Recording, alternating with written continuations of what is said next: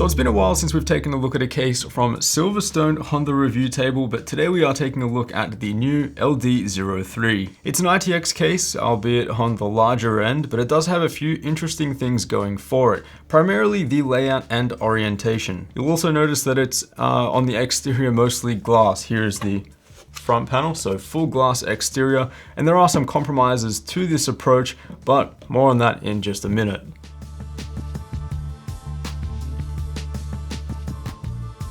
So first things first, let's take a look at a size comparison against a few other ITX cases. So the LD03 is on the larger end of things, coming in at 26.4 liters in total volume. That makes it slightly smaller than the NZXT H210. Also to the left, we have the Circle Pro and the Sliger SM580. Reviews on those two coming soon. So this isn't technically a small form factor case, it's actually not even close. At over 26 liters, in fact, this is more suited towards a desktop gaming system or workstation. And on a desktop, this case looks truly in its element, in my opinion. The LD03 looks like an elegant art piece from most angles. In my opinion, this is definitely one of the better looking cases that I've had a chance to review. The three tempered glass side panels have a nice dark tint, enough to hide the cable clutter on the interior, but light enough to show some illumination as well. I also appreciate that there's no exterior thumb screws to keep things nice and clean. The front panel can be pulled off with a little bit of effort, and then the two side panels are secured with neat little push pins. Also, there is one drawback to having this vertical layout and having your motherboard rotated 90 degrees. So that means that all of your ports and your I/O are going to be located at the top. So the top 15% portion of the case, nothing goes here at all. You can't put hardware here. It would be nice to put drives here, for example, but you can't. It's basically just a big empty pocket of air to accommodate the cable clutter for your I/O. Taking a look at the interior, we find the vertically oriented motherboard and GPU layout, resulting in the small footprint of the case. Now, one really strong feature about the SilverStone LD03 is that it can accommodate CPU coolers up to 190 millimeters in height. As we'll see, if you want to run a 9900K or 3900X in this case, that is totally doable. Silverstone are opting for an air tunnel approach here when it comes to airflow. There's two 120mm fans pre-installed that channel air from the bottom of the case, then out the top.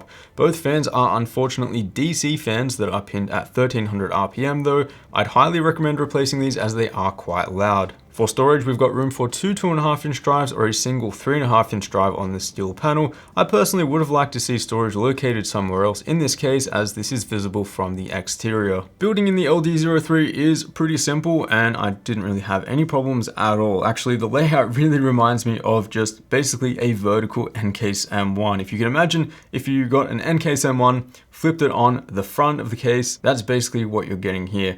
Alright, now onto CPU cooling, and as I mentioned, this is a strong point for the LD03, mostly because it can accommodate quite large coolers. Now, I was personally really excited to test Noctua's NHD15 in this case, but unfortunately it gets blocked by that steel panel that's used for storage. So the NHD15 won't fit without removing this. Instead, I went for Noctua's NHU12A, a cooler that I gave a strong recommendation in my review, and here it performed pretty well. Testing with our deleted 8700K doesn't give us much information at all because it's just not enough power and heat generated for this setup. So here it performs about in line with the NZXT H200 with the Dark Rock Pro and other SFF water-cooled setups with the Kraken X52.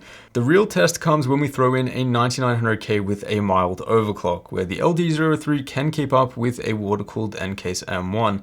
Remember though, that case is just 12.5 liters in volume, so around half the size. There's no doubt that there are more powerful air coolers out there that can fit in the LD03, and there you could potentially outperform these smaller cases that have water cooling support. Now with the LD03, you can fit two 120mm AIOs in there where the fans are positioned, so if you want to run an AIO on both the CPU and GPU, that is totally possible. On the note of the GPU, up to 309mm in length is supported, and you are pretty much limited to a 2-slot card. A 2.5 slot card will fit, but then it's going to be pushed directly up against that tempered glass side panel. Silverstone told me directly that they were willing to trade off warmer GPU thermals for that full glass exterior. And as we can see by looking at the thermals for our 1080 Ti SC2, things are getting pretty toasty. Do note that this is a 250 watt TDP GPU, and if you were using something a lot lower in performance and power draw, things should be okay there.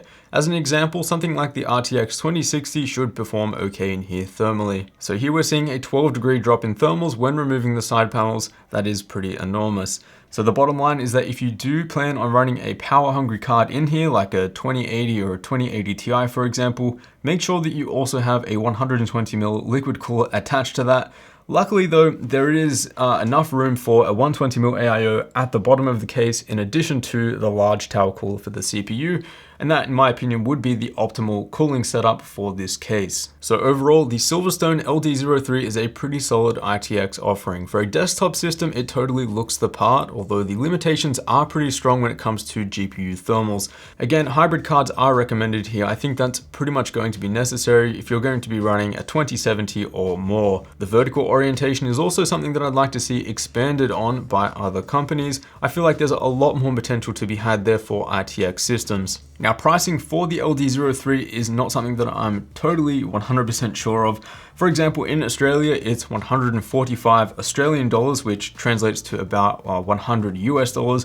But then I checked on Amazon US recently and it was $159. I'm guessing that could be because it's low on stock or potentially out of stock. But hopefully we do see this case come in at around 100 US dollars. For that price, I feel like what SilverStone are offering here is pretty fair. As always, guys, a huge thanks for watching. Consider subscribing down below if you haven't already, and I will see you all in the next one.